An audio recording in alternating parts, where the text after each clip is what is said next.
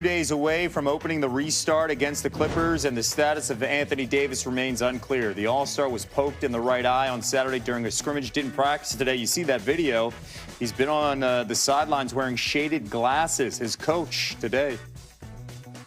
Well, he's day-to-day, and while he's still dealing with discomfort, there is some concern that he could potentially not play Thursday. Is there a vision problem? Is it blurry or anything like that? I don't know if I'm allowed to really get into the details of it, other than that's what they told me to report. That's all I can give you. Obviously, it's a different circumstance. It's different. It's different. I mean, that's what 2020. People have been asking me, like I said, people have been asking me how was the bubble, and I said it's 2020. Everything is different, and you have to be able to adjust to it. So it's definitely gonna have a different mindset and a different feel to it. But I'll be, as locked in as I can be under the circumstances. I won't cheat my teammates. I won't cheat our fans, and I won't cheat myself. So I'll be ready to go. I'm a fan of that chair that LeBron was sitting in. NBA insider Adrian Wojnarowski joining us live from inside the bubble. And Woj, how are the Lakers approaching bringing back AD? Well, Kevin, listen, the Lakers have the luxury of not really caring whether they catch Milwaukee for the best record in the NBA because home court advantage in the finals doesn't mean anything when you're playing in a bubble. It means the color of your uniform. And so the Lakers are going to just wait for Anthony Davis to be back to 100% before he has to play a game here. They're going to treat these 8 seeding games just really as tune-ups for the postseason, and there's no reason for them to have Anthony Davis play if he's not 100%. That's a good approach there, as they have the 1 seed in the West virtually locked up. As for who they could be facing in the playoffs, the Pelicans are in a logjam in the 9th spot, sitting 3.5 games back of that final playoff seed. Zion Williamson has cleared his mandatory quarantine, and you're reporting he is currently practicing with the team. So what does this return today mean for his status for Thursday's game against the Jazz?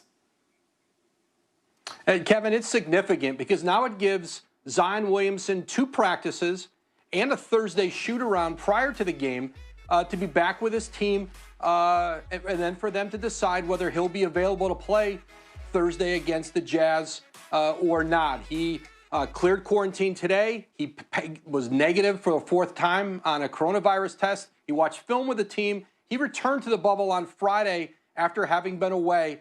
But having now those 2 practices, certainly it's going to benefit his ability to get the reps that they want him to have, and he's going to want to have before he goes back on the court. And New Orleans is a team that very much, they want to get in that play-in situation with Memphis. They're very motivated to get in the postseason, and every one of those 8 games is...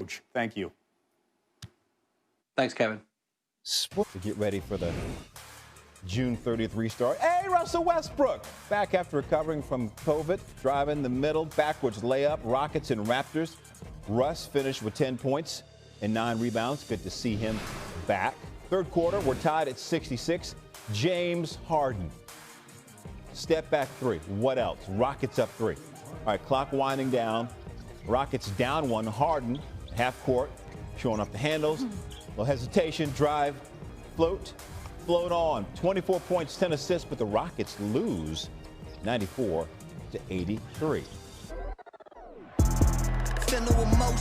This is the life that was chosen. James lobs it up, and Davis throws it down. The last we saw of the Los Angeles Lakers, the franchise's 17th title seemed destined for Tinseltown. Back-to-back wins over Giannis Antetokounmpo and the Milwaukee Bucks, and Kawhi Leonard and the Los Angeles Clippers had LeBron James, Anthony Davis, and Frank Vogel primed to write the next chapter in Laker lore.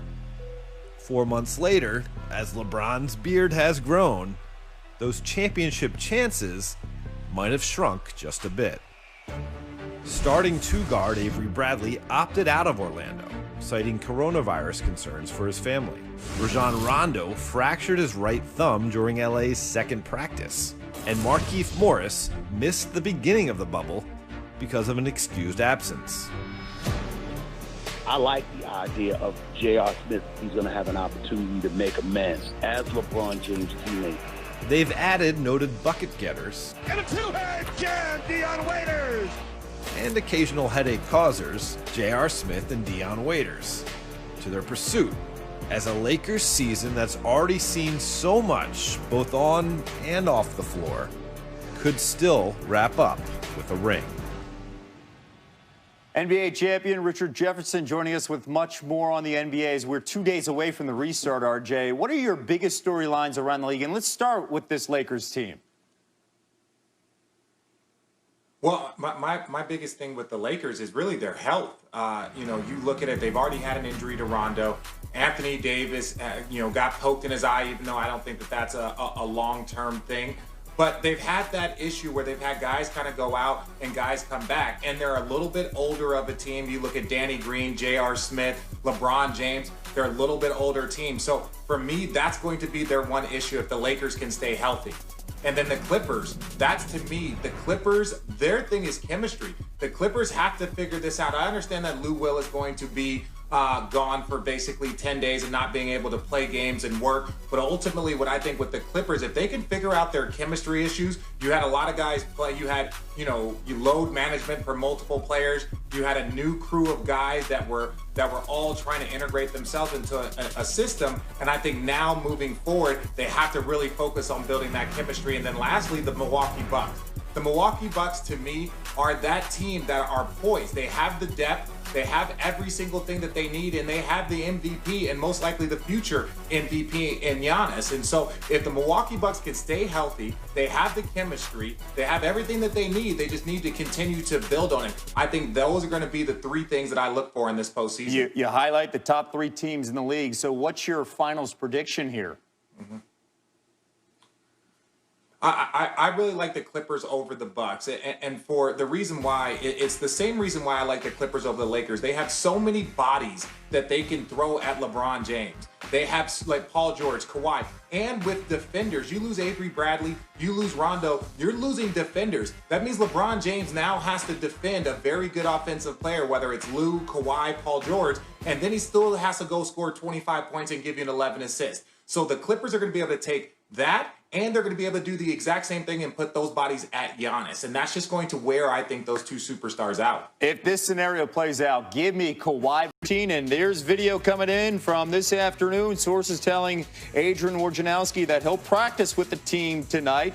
Zion returned to Orlando Friday after leaving the NBA bubble for 8 days because of a family emergency. The Pelicans open play in the restart Thursday against the Jazz. Meanwhile, the Lakers are 2 days away from opening their restart against the Clippers, and the status of Anthony Davis remains unclear.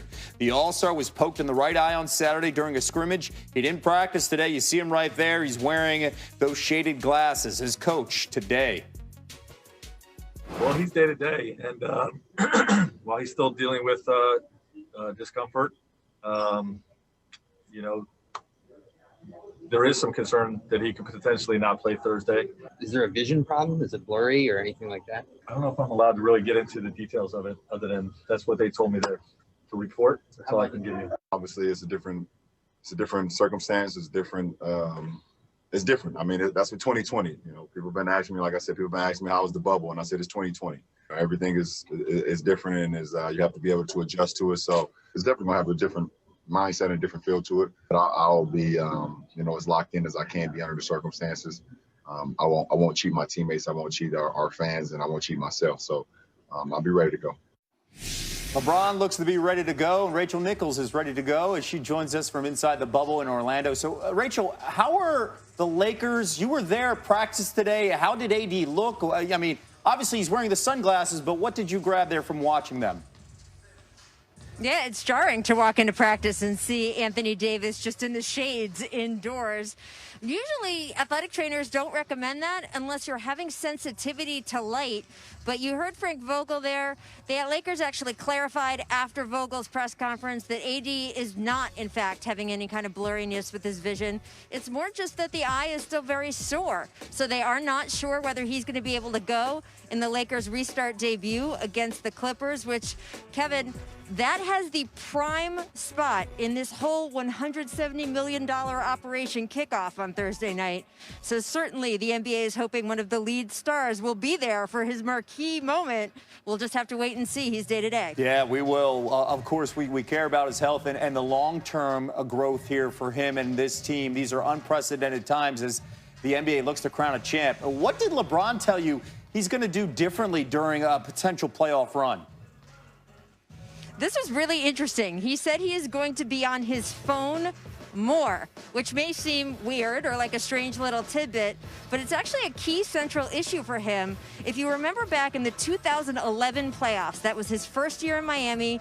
They make the finals. They're playing Dallas. They're leading that NBA Finals 2-1. And there started to be a lot of noise among the media about, is LeBron being aggressive enough? Is he being decisive enough? Is he passing instead of taking the last shot? And LeBron later admitted he listened to all that he was up late on his computer, on his phone, and it got in his head. And there was a game later in that series where he barely shot the ball. So when he came back in 2012 to the NBA Finals, he instituted what he called Zero Dark 30. That was, of course, after the popular movie. And the idea was he just wouldn't be on his phone, would not be on social media, anything during the playoffs. So he's held on to that, Kevin, for 8 years. But it's 2020 now, and he says he needs to be in touch with his family. He needs to be able to have his kids FaceTime him whenever they want. He needs to check in on his mom, who's back home in Ohio. So he's going to have the phone out for this playoffs, but he feels, he's older, he's wiser, and he knows who he is now. He doesn't have to worry about anyone getting in his head. That's excellent perspective here as we see 9 years later. Rachel Nichols with the very latest from Orlando. You see the backdrop there. You see the Celtics. You see Taco Fall getting ready to take on James Harden and the Rockets. Harden Sunday played 35 minutes, scoring 31 points in Houston scrimmage win over the Grizzlies.